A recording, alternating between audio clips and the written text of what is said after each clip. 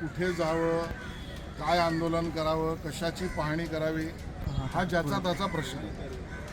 मुद्दा एवढाच आहे की विषयाबद्दल आपण प्रामाणिक आहोत का. मुंबई गोवा या महामार्गाबद्दल जर मनसे प्रामाणिक असेल तर त्या प्रामाणिकपणाची परीक्षा त्यांना आधी द्यायला लागेल. तंत्रज्ञान आधारित कार्यपद्धती जर सर्व पक्षीय होत असेल तर ती उधळण म्हणावी का, याची चर्चा सभागृहात होईल. मुंबई महानगरपालिकेची शून्य कचरा मोहीम आहे. महापालिकेला उत्तरदायी व्हावंच लागेल. स्वच्छ भारत हा देशातला कार्यक्रम आहे. मुंबई महापालिका त्याच्यापेक्षा परागंदा होऊ शकत नाही. या ठिकाणी या पुण्यभूमीला अभिवादन करणे हे प्रत्येक भारतीयाचं कर्तव्य आहे. इंग्रजांविरुद्धचा लढा, भारत छोडो याचा नारा आणि संपूर्ण देशामध्ये समस्त नागरिकांनी, स्वातंत्र्य सैनिकांनी, जनतेने उभा केलेला लढा आणि त्याबरोबर या लढ्यात आणि या दरम्यान ज्यांनी आपले बलिदान दिले त्या सगळ्यांना अभिवादन करणं, या दिवसानिमित्त आणि या निमित्ताने आपल्या आयुष्यात या भावनेने सतत राष्ट्रभक्तीच्या, राष्ट्रप्रथम या भावनेने काम करणं, या भूमिकेतून या ठिकाणी अभिवादन करायला महाराष्ट्र सरकारच्या वतीने, सांस्कृतिक कार्य मंत्रालयाच्या वतीने मी आणि आमचे सर्व सहकारी इथे आले आहेत. सर, झेनवी सोबत जे आहे ते नुकतंच सगळेच पक्ष जे आहेत आणि इव्हन RSS सुद्धा जे आहे ते संवाद साधलेला आहे, कसं बघता येईल? योग्य आहे, उत्तम आहे आणि प्रतिसादही चांगला आहे. समाजातील सर्व स्तरातील सर्व वर्गाशीच संवाद करणं आमच्या कार्यपद्धतीचा भाग आहे. ही जी आमची तरुण मुलं-मुली आहेत यांच्याशी सुद्धा संवाद हा आमच्या कार्यपद्धतीचा भाग आहे, अपेक्षितच आहे.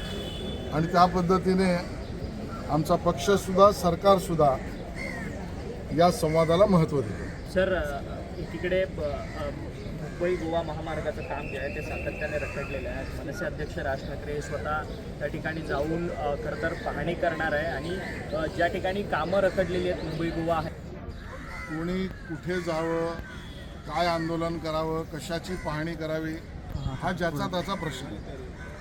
मुद्दा एवढाच आहे की विषयाबद्दल आपण प्रामाणिक आहोत का.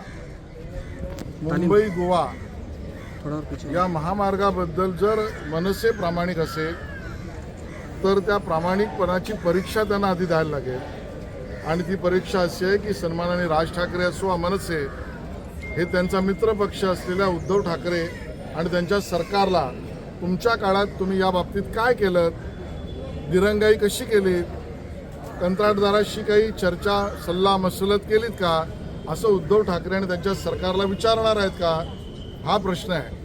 आणि जर राज ठाकरे किंवा मनसे स्वतःच्या मित्र असलेल्या उद्धव ठाकरेंना मुख्यमंत्रीपदाच्या काळातल्या दिरंगाईचा प्रश्न विचारणार नसून ही पाहणी करणार असेल तर केवळ ती राजकीय पाहणी आहे.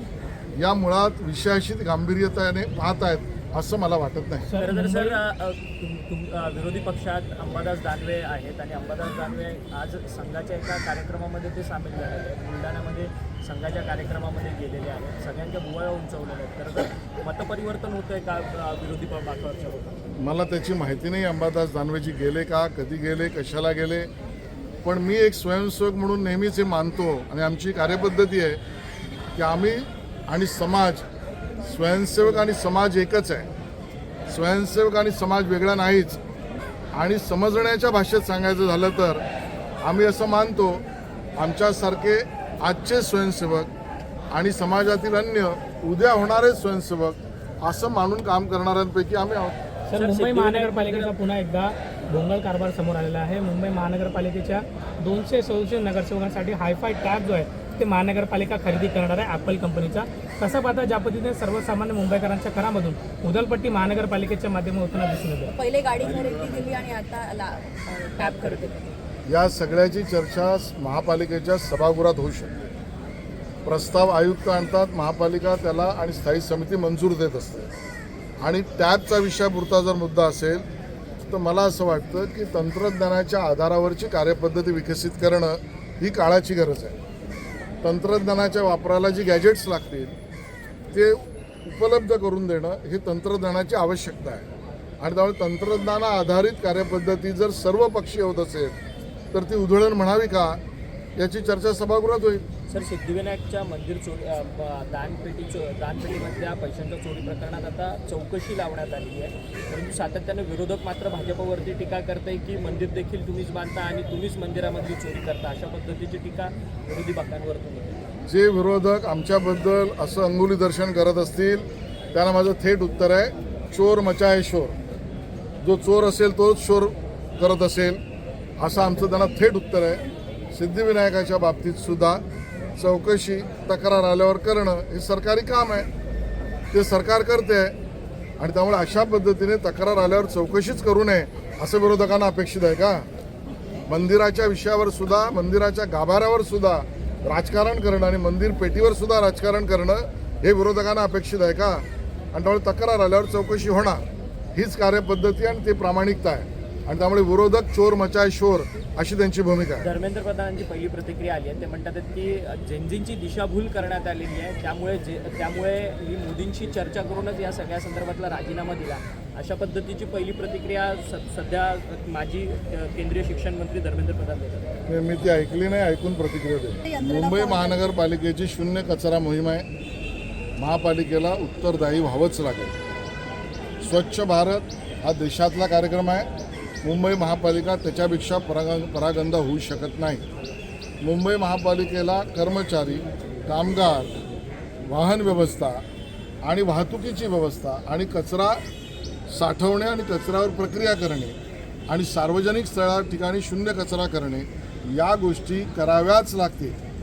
किंबहुना असे आदेशसुद्धा पालकमंत्री म्हणून मी स्वतः त्या ठिकाणी आयुक्तांना देईन आणि स्वतः त्या ठिकाणी भेट देणं आणि त्या विषयाचा पाठपुरावा करणं हे अमित साटम आमचे अध्यक्ष आहेत, स्थानिक आमदार त्यांनी केलेलं आहे आणि महापौरांनी सुद्धा तशा पद्धतीचे निर्देश दिलेले आहेत. आता वेळ आली आहे, जर बीचेस साफ होणार नसतील तर मला असं वाटतं मंत्री म्हणून राज्यातला महापालिकेतल्या त्या कर्मचाऱ्यांवर कारवाई करा, हेच आयुक्तांना सांगण्याची आता वेळ आली. शरद पवार पक्षाचे खासदार जे आहेत ते उद्या पंतप्रधान नरेंद्र मोदी यांची भेट घेणार आहेत. खरं तर सातत्यानं डिलिमिटेशनच्या बिलाच्या संदर्भातली चर्चा होताना पाहायला मिळते आणि त्याच अनुषंगाने का होईना सर्वच पक्षाच्या खासदारांना पंतप्रधान नरेंद्र मोदी भेटतात आहेत आणि त्यातच उद्या शरद पवार पक्षाच्या खासदारांना भेट जी आहे ती मोदींनी दिली. चांगली गोष्ट आहे.